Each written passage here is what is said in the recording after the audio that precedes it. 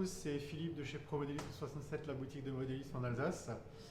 Alors, nouvelle petite vidéo pour la présentation donc, du SRX 8E brushless de chez Serpent.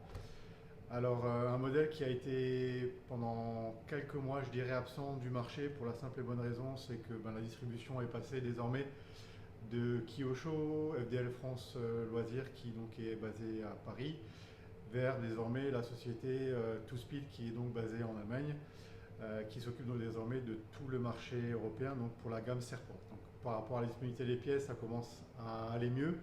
On a de plus en plus de choses qui sont dispo. Les véhicules, pareil, commencent à nouveau être disponibles en stock chez TwoSpeed. Et du coup, on a le retour du SRX 8. Donc pas mal de gens le connaissent déjà. J'avais envie de le représenter parce que c'est quand même un produit qui est à l'appel à 599 € en 4.6S. Plutôt sympa, très bien équipé pour un modèle de loisir. Donc on est sur une dérivée clairement d'un modèle de compétition. Et en termes de fiabilité, c'est du connu, c'est du revu, c'est du testé, ça fonctionne bien. Il y a très peu de défauts sur ce modèle. Petit bémol sur la radio, qui est donc une radio Dragon RC qui est des fois un peu light, je trouve, pour le modèle, mais qui pour démarrer fait largement le job. Voilà. Donc, rapidement, concernant le châssis, donc on est sur un châssis 4x4 brushless, buggy 1/8e, équipé donc d'un combo 4.6S. Toc toc toc, j'ai enlevé la petite carreau. Hop. Alors la carreau d'origine, elle est livrée avec le film encore de protection, donc là, le rendu de la carrosserie est pas forcément dingue comme ça au préambule, mais quand on enlève rapidement le petit voile, je dirais, de protection, après on a vraiment le côté brillant qui en jette. Très joli carreau avec des effets type aérographe dedans. C'est de la sérigraphie, mais c'est quand même très très bien fait. Les stickers sont fournis dans le sachet avec la notice pour la décorer encore un peu mieux, donc le serpent et tout ce qui va bien. Et voilà, donc on est sur une carrosserie avec un effet, je dirais, rabaissé sur l'arrière, comme les nouvelles générations de carrosserie, ce qui lui donne un super style. Donc au niveau du châssis, donc rapidement, donc un châssis tout en aluminium, vis 6 pans comme sur la plupart des modèles, donc 3 différentiels, bien entendu, différentiel arrière, avant, central, combo, donc Serpent, donc sur une base 150 ampères de souvenir, si je ne raconte pas de bêtises, et badgé Dragon RC.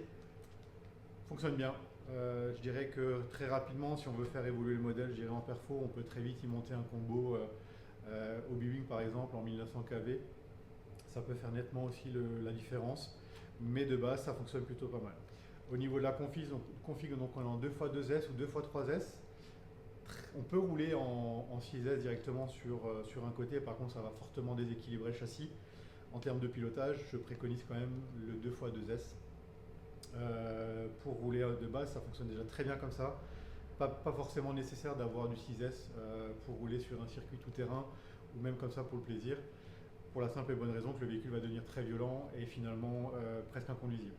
Les pneumatiques d'origine sont très bons, fonctionnent bien, peut-être à vérifier dans le temps au niveau du collage si ça tient la route.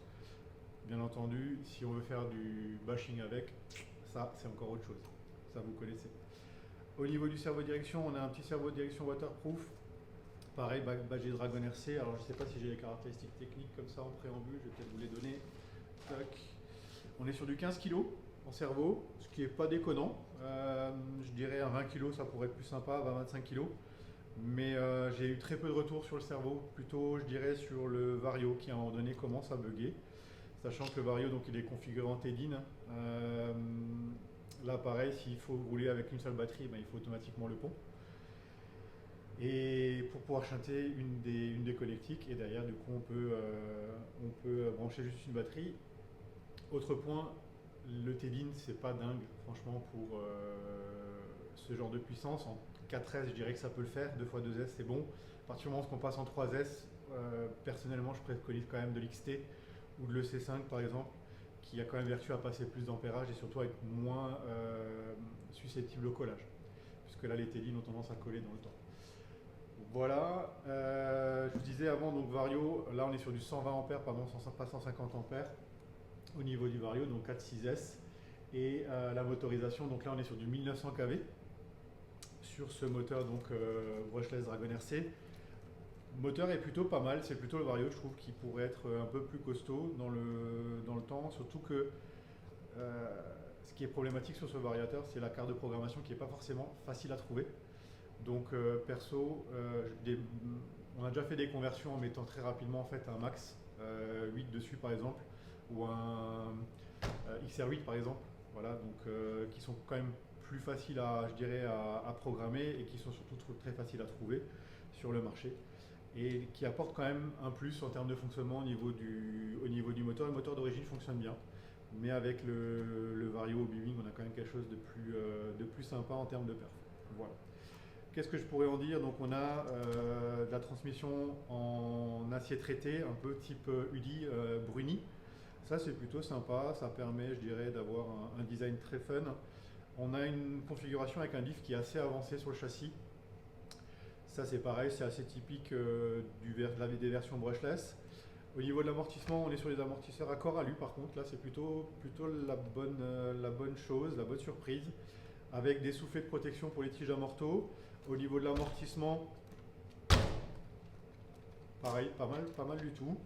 Voilà, moi je trouve que c'est plutôt pas mal. Les tourelles sont relativement costauds aussi, pareil sur les tourelles, avec une épaisseur totalement raisonnable. Alors je pense qu'effectivement on a sur la version compétition des tourelles qui sont plus épaisses, ça c'est souvent le cas.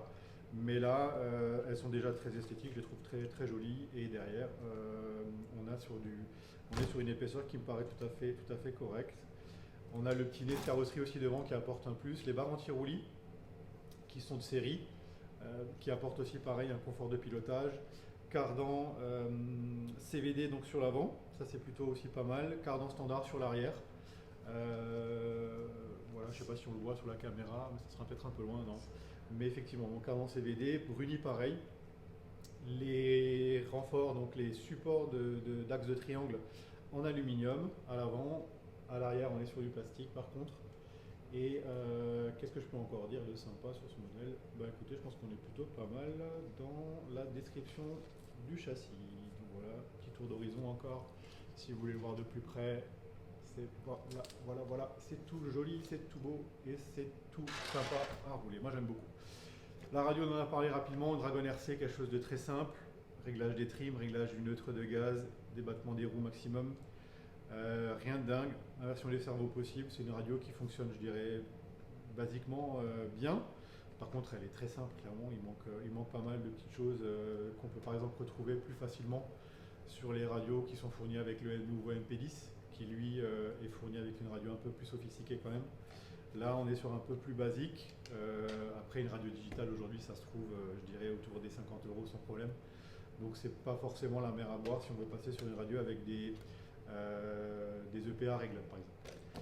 Voilà, bah, écoutez, pour aujourd'hui, je pense que j'en ai tout dit sur ce super SRX8E.